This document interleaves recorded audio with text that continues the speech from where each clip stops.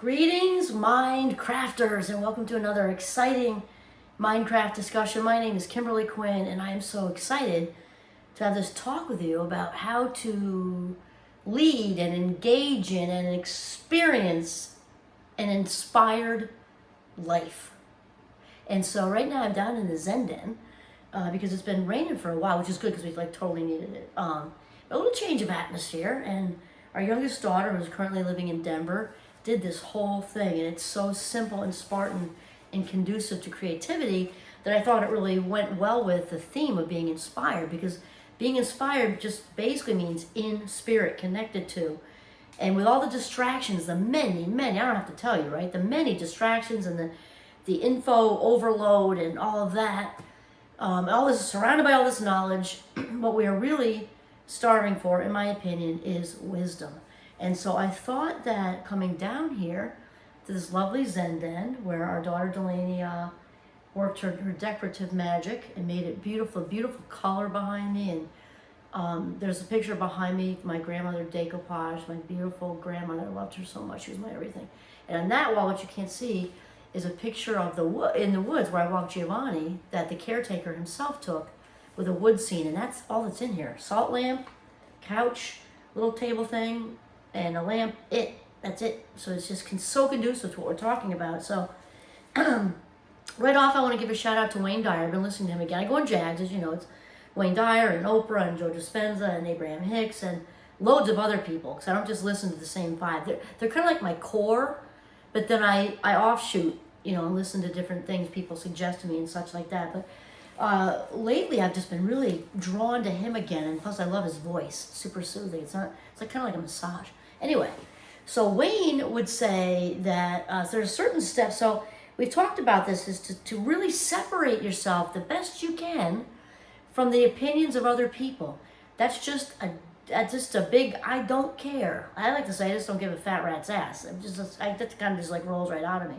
But to separate from their opinions. It doesn't mean that they're evil demons. They might be people in your inner circle who totally love you, but they're saying, I really think you're going to fall on your face if you try to do that startup. Or really, we know what they say about artists. They're starting on the street. Why don't you keep, stay with your 2 jobs and do that as a hobby or whatever. There's separate from all of it. I'm not saying don't maybe listen to it, process, and then let it go if you want, because maybe it's somebody super important to you, but to really separate it and follow your inner guidance system, because your inner guidance system is unique to you. So they can't hear the voices. It's kind of like you have your own solo radio station. So in fairness to the lovelies that surround you, right, giving you their opinions, they can't hear what's being said on your radio station. Neither can you hear what's being said on their radio stations, right? So though they mean well, they're not tapped into your inner compass. So that's really important to remember. And listen to this. I tell you, I listen to my gut as close to 100% of the time as is humanly possible. And the very few times I haven't listened, it didn't work out well for me, to be honest with you. I mean, I'm pretty in tune with it. Tapped in, tuned in, turned on, as Abraham Hicks would say. And then the next thing is, so that was the first one, is to separate from other people's opinions. Don't care. Thank you very much for sharing. Goodbye. And this next one is to be okay with their disapproval. I've had plenty of that in my life. Don't go to graduate school, get a job straight out of college. And my dad meant well, actually, with that. He came from a very working class family, and going to college is definitely a gift and a privilege, and I understand that. I'm just glad I didn't listen, because it going to Boston College right after St. Mike's catapulted me into my career. And the other thing is, and this can go either way, because sometimes people are burned out, and I was a little bit sick of writing papers and such, but I kind of instinctively knew, and I might have had somebody say it to me, but I instinctively knew if I didn't go straight out of St. Mike's, because I was engaged to my current beloved, I knew we wanted to have a litter of kids, I knew that if I put it off even a smidge, it would get tougher and tougher and tougher, maybe not happen. So I'm really glad I listened to myself, even though I had to plow my way through it. I'm glad that I listened to myself and didn't. That's just one example. And again, I understand his thinking, but my guidance system said go full throttle. Even if you're kind of tired of writing the papers and whatever, this is meant to be so that you can jump into the career that your future self ends up loving so much. Even though I did the therapist thing for a while and that had a life, and I'm so glad I left that and listened to my gut to start writing books and doing consulting and doing workshops and stuff, because if I was still doing that, you just gotta listen, and it guides you all along the way. Okay, so the first one, separate from the opinions of other people. 2, to be okay with their disapproval. Thank you for sharing. I heard you, and now I'm gonna do what I want to do. Okay, the next is to detach. I made myself some notes here because I wanted to be kind of just like stay on task with this one.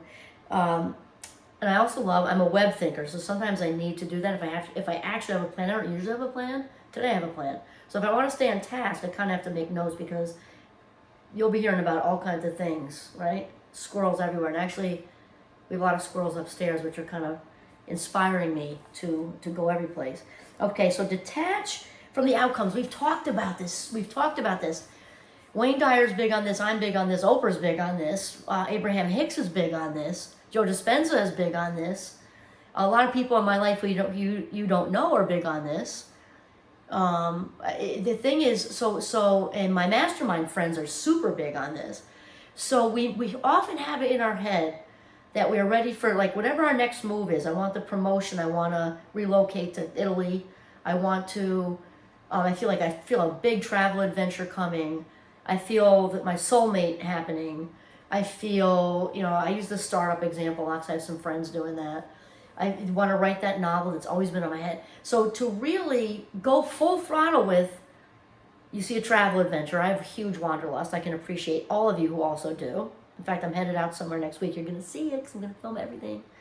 But to have that, to welcome the travel adventure, welcome the partner, welcome the startup business. You might when I say don't have any idea, you might know that you want to, I don't know, do real estate. You might know like the basics, but the whole point is to not lock in and latch onto like super glue what it exactly looks like. Exactly where, with the exact people, with the exact sign. It's good to visualize. I know it's going to sound like, oh, she's talking out both sides of her mouth. No, I'm really not. It's good to visualize because we know that works. Though visualize and be okay with maybe the sign doesn't look exactly that way. Maybe you end up hiring 20 people instead of 5. Maybe you end up being in this city instead of that city. You have no idea because the universe is in charge and not you, but this city ends up being better for you because there are future friends you're going to meet, your future soulmate maybe you're going to meet. You're going to be thrilled with the apartment or house. Maybe the real estate's better. Who knows? You don't know. We just don't know. Closer to the schools for your future children you don't have and don't even know you're going to have. You just don't know, right?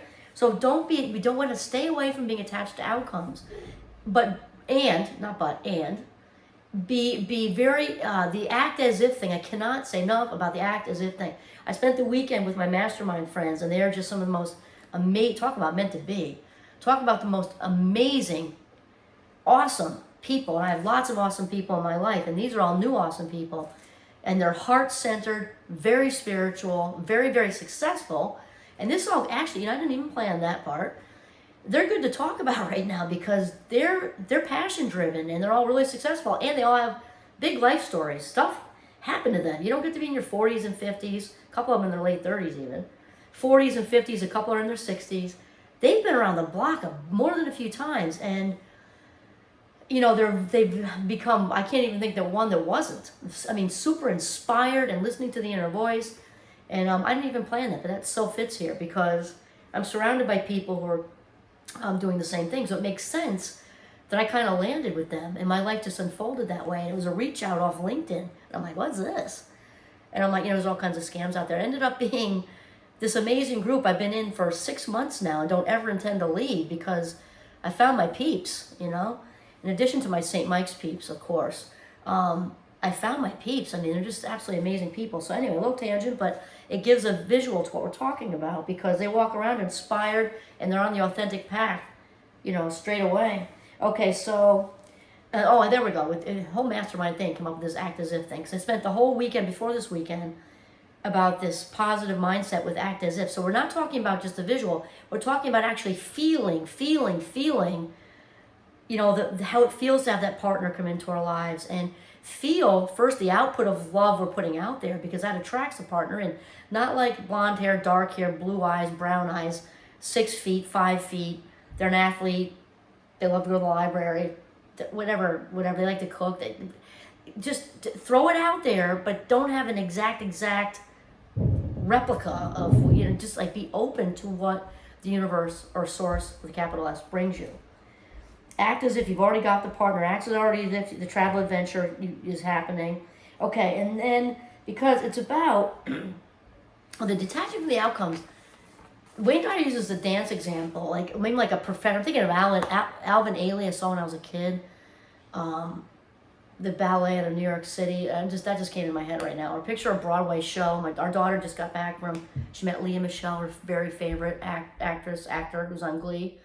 It's not just the grand finale of the Broadway show or the dance, the Alvin Ailey or the Nutcracker or whatever. It's all the little steps to the dance. We want to be celebrating all of those, all of those. And from the audition to the opening night, everything in between, all the fumbles, all of it, everything. So that's what fill in the blank with whatever that is for you, and that's what we want to do, because we've got to celebrate the breadcrumbs. And then the fourth ones, we don't need things to be inspired. It says it's a little tough to read my own writing because my head is faster than my mind is faster than my mouth or my wrist. Okay, so we don't need things to be inspired, because think about it. This is the fourth one. We come into this world in our nakedness as little babies. We leave in our nakedness with our lovely wrinkled bodies, hopefully.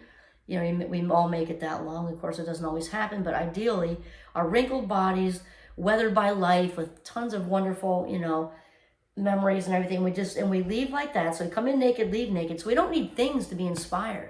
We need to just live in spirit, in that divine connection.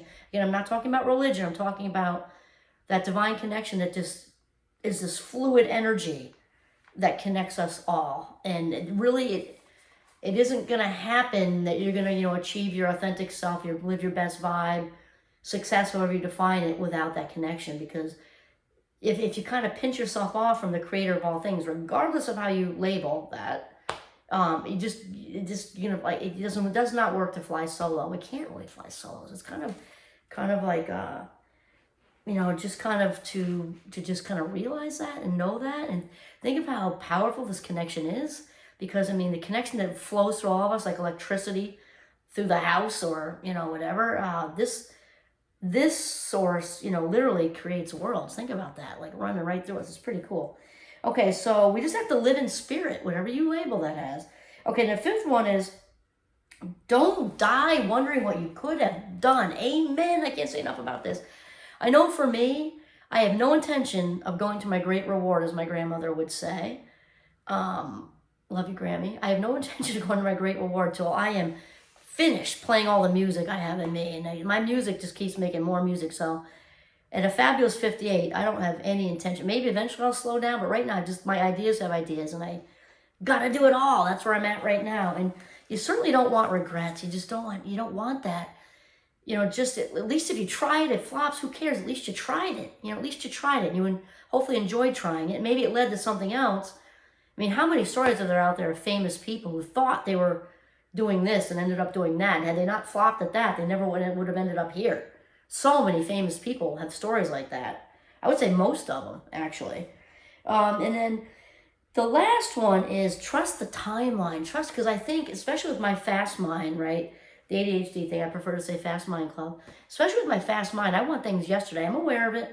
And that just isn't how the universe works. And it's in our best interest. That's what we often don't get. So I'm like, a lot of people, when they're trying to manifest and they're focused on the children's book, or they're focused on the travel adventure, or the partner, or the house, or the, whatever it is they're focused on. They want to build this beautiful gazebo in the back. You've always wanted to do it. They focus on the end result instead of, and it's not just the end result. We already talked about that. But happening like we have a plan. The wedding will be exactly this way.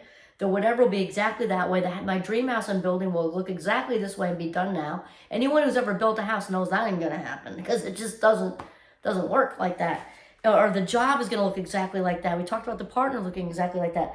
It's on the universe's timeline. Because it happens when the universe, God, source of the capital S, higher power, knows when we are ready for it to have the best possible manifestation experience. And when we look back, the dots all connect, right? The dots all connect. So it's important to trust in that timing, because when we look forward, which is hard because we can't see that yet, right? The dots will continue to connect. Just look behind you. Da, da, da, da, da, da. It all came out okay. Not saying it wasn't hard, and there's stuff that was a really tough sell and mud, of course. But the dots in the end do connect, and they will continue to connect. So it's so important to trust in the timing, because the universe, source, God, the higher power knows when the best time is for it all to come together. It's like, I'm thinking of that movie with Richard Dreyfuss, Mr. Holland's Opus. If you haven't seen that, it's an oldie but a goodie. But he had such a hard stuff happening, all kinds of hard stuff happening with his deaf son, and all kinds of, pain and speed bumps and adversity there, and it all came together for like the very best, most meaningful moment of his entire life. So it's kind of like your opus, that only the universe can bring together your opus, whatever that looks like, and to trust that will happen on the universe or source's God's time. And in fact, my friend Tom says this a lot, but Wayne Dyer also says it actually. If you want to make God laugh, tell God your plans, or source, fill in the blank, because really it's about embrace your inner sea turtle, like on Nemo, and kind of ride the reef wave, like the current, ride the current. Because I'm not saying don't put in effort, ask for the next move, listen, get your place in that place of allowing, allow it to happen, receiving mode, right? Look for the green lights, follow your inner compass, and then let it unfold, and ask for patience. That is a biggie for me, because the good Lord gave me a lot of gifts in my gift bag. Patience is not one of them. So I'm a work in progress with that. Though we really kind of do need to embrace patience, because that's just not on our schedule. May as well accept that. Okay, so those are the 6 steps inspired by Wayne Dyer. If you really want to know how to really go about living a super inspired life, there you go. 6 steps. There we go. All right. This is Kimberly Quinn signing off from my Zen Den in Northern Vermont. Have a mindful, very inspired day.